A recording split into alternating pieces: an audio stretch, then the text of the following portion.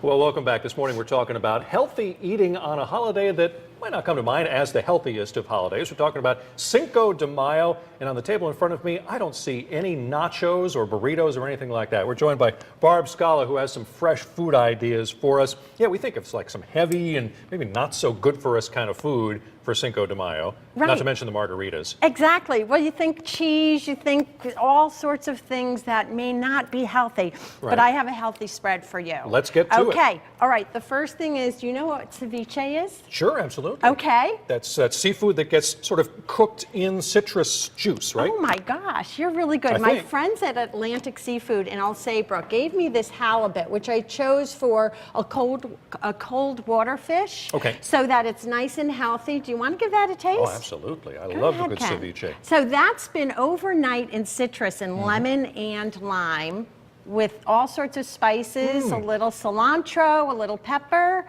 onion, garlic. I know it's early for this, Ken. No, it's Isn't not that at all. great? That is very good, yeah. All right. Well, this is great. I never would have thought of ceviche as a Cinco de Mayo food, but that works. Oh, absolutely. Mexican. It's Mexicaned up. In entertaining and in events like I do, we need a variety. There are a lot of people that are doing gluten-free and no dairy and living that clean, fresh life. So we've got a red pepper soup, which I've put some spiced pepitas on. Try the pepitas. Yes, what with cumin and cinnamon. Pumpkin seeds. Of course. Pepitas. Cool, little zip to that, okay. And some, this is a chicken tortilla soup. So for your vegetarians, you've got the red pepper with chipotle spice in there and a milder chicken tortilla soup. Okay. I don't know if you want to try that in the morning, but try my sprouted grain tortilla chips. Okay.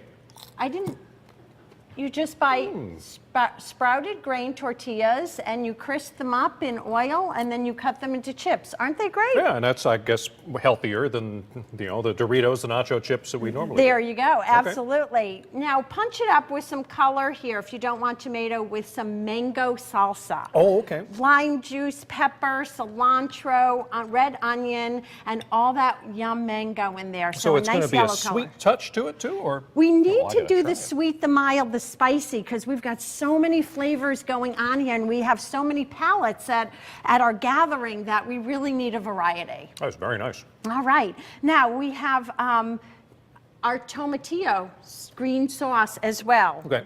That is, well, give that a taste, Ken, and tell me if you think it's mild or what do you think? A little punch to it.